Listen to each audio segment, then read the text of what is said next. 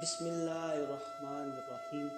السلام علیکم دوستو، اللہم صلی علی محمد وآل محمد۔ آپ دیکھ رہے ہیں نجف علی ٹی وی۔ نئے آنے والے دوستوں سے گزارش ہے کہ اس چینل کو سبسکرائب کریں۔ آئیے چلتے ہیں ویڈیو کی طرف۔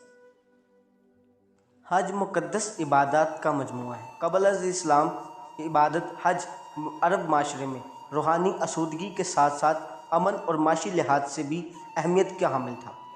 حج کے مہینوں میں اور شہر حرم میں جنگ و جدل کرنا سخت منع تھا۔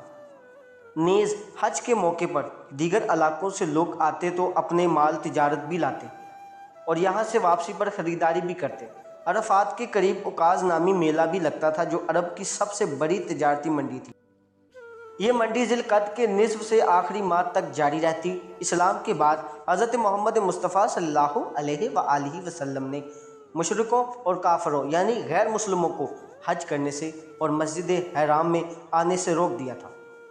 حج مسلمانوں کے مابین عالمگیر اخوت کا شاندار مظہر ہے۔ نسل، زبان، جائے پیدائش اور طبقاتی امتیاز کو قطع نظر کر کے حج کو ایک فرض سمجھ کر وہاں آ جاتے ہیں اور ایک دوسرے میں برادرانہ مساوات کے جذبے کے تحت گل مل جاتے ہیں، ایک ساتھ سارے عمل بجا لاتے ہیں، ایک ہی زبان میں تلبیہ پڑھتے اور ایک ہی رنگ کا لباس زیب تن کرتے ہیں۔ مسلمان ہر سال اسلامی مہینے ذی الحج کی 8 سے 12 تاریخ کو سعودی عرب کے شہر مکہ مکرمہ کی زیارت کے لیے حاضر ہو کر وہاں جو مخصوص عبادت انجام دیتے ہیں اس مجموعہ عبادت کو اسلامی اصطلاحات میں حج اور ان تمام انجام دی جانے والی عبادات کو مناسک حج کہتے ہیں۔ دین اسلام میں حج ہر صاحب استطاعت اور بالغ مسلمان پر زندگی بھر میں ایک مرتبہ فرض ہے، جیسا کہ قرآن کریم مقدس میں ارشاد فرمایا گیا ہے، لوگوں میں بلند آواز سے حج کا اعلان کیجیے، وہ آپ کے پاس دور دراز راستوں سے پیدل اور دبلے اونٹ پر سوار ہو کر آئیں گے۔ حج اسلام کے 5 ارکان میں سے سب سے آخری رکن ہے، جیسا کہ رحمت للعالمین حضرت محمد مصطفیٰ صلی اللہ علیہ وآلہ وسلم کی حدیث شریف ہے، اسلام کی بنیاد 5 ستونوں پر ہے: لا الہ الا اللہ محمد رسول اللہ صلی اللہ علیہ وآلہ وسلم کی گواہی دینا، نماز قائم کرنا، زکوٰۃ دینا، رمضان کے روزے رکھنا اور حج ادا کرنا۔ مناسک حج کی ابتدا ہر سال 8 ذی الحج سے ہوتی ہے۔ حاجی متعین میقات حج سے احرام باندھ کر کعبہ کی زیارت کے لیے روانہ ہوتے ہیں، وہاں پہنچ کر طواف کرتے ہیں، پھر منی روانہ ہوتے ہیں، وہاں یوم ترویہ گزار کر عرفات آتے ہیں اور یہاں ایک دن کا وقفہ ہوتا ہے۔ اسی دن کو یوم عرفہ، یوم سعی، عید قربانی، یوم حلق و کیسر وغیرہ کہا جاتا ہے۔ اس کے حجام رمی، جمار، کینکریاں پھینکنے کے لیے جمرہ عقبہ جاتے ہیں، بعد ازاں مکہ واپس آ کر طواف افاضہ کرتے ہیں اور پھر واپس منی جا کر یوم تشریق گزارتے ہیں۔ اس دن کے بعد حجاج دوبارہ مکہ واپس آ کر طواف وداع کرتے ہیں اور یوں حج کے مجموعہ مناسک مکمل ہوتے ہیں۔ حج کی عبادت اسلام سے قبل بھی موجود تھی۔ مسلمانوں کا ایمان ہے کہ حج گزشتہ امتوں پر بھی فرض تھا، جیسے ملت حنفیہ حضرت ابراہیم علیہ السلام کے پیروکاروں کے متعلق قرآن پاک میں ارشاد ہے، اور جب ہم نے ابراہیم کے لیے بیت اللہ کی جگہ کا تعین کیا کہ میرے ساتھ کسی چیز کو شریک نہ کرنا اور میرے گھر کا طواف کرنے والوں اور قیام کرنے والوں، رکوع و سجود کرنے والوں کے لیے پاک کر دیا۔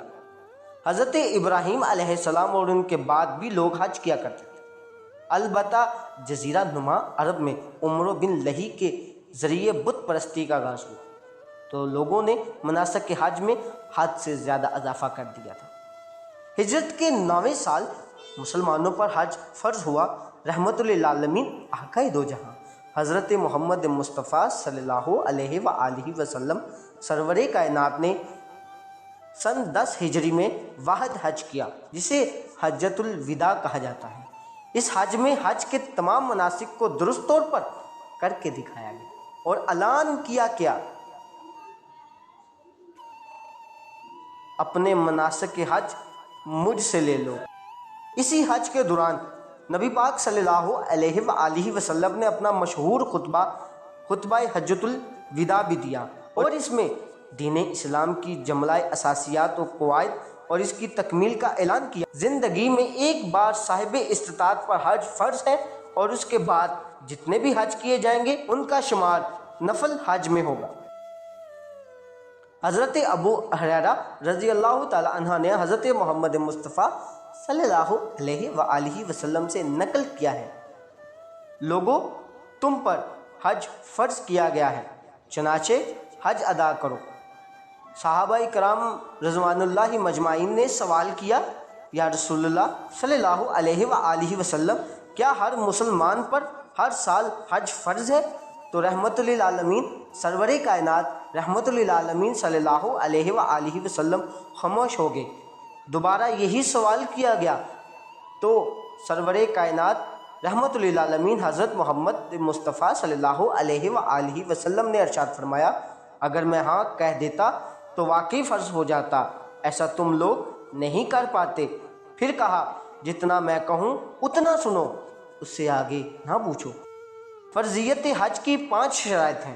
پہلی شرط مسلمان ہونا، غیر مسلموں پر حج فرض نہیں اور نہ ہی ان کے لیے مناسک حج ادا کرنا جائز ہے۔ دوسری شرط عقل ہے، پاگل مجنون پر حج فرض نہیں۔ تیسری شرط بلوغ ہے، نابالغ بچے پر بھی حج فرض نہیں۔ چوتھی شرط آزادی ہے، غلام و باندی پر بھی حج فرض نہیں۔ پانچویں شرط استطاعت ہے۔ استطاعت کا مفہوم یہ ہے کہ حج محض ان افراد پر فرض ہے جو اس کی جسمانی اور مالی استطاعت رکھتے ہوں، عورت ہے تو شرعی محرم بھی لازم ہے۔ مسلمانوں کا ایمان ہے کہ حج میں بے شمار روحانی فوائد اور برکتیں رکھی گئی۔ مختلف مسلم مکاتب فکر جیسے شیعہ اور سنی ایک ہی طریقے پر مناسک حج ادا کرتے ہیں، تاہم اہل تشیع ائمہ معصومین علیہ السلام شیعہ عقیدے کے مطابق اہل بیت علیہ السلام اور بعض صحابہ کرام رضوان اللہ مجمعین کی قبروں کی زیارت کو بھی مستحب سمجھتے ہیں۔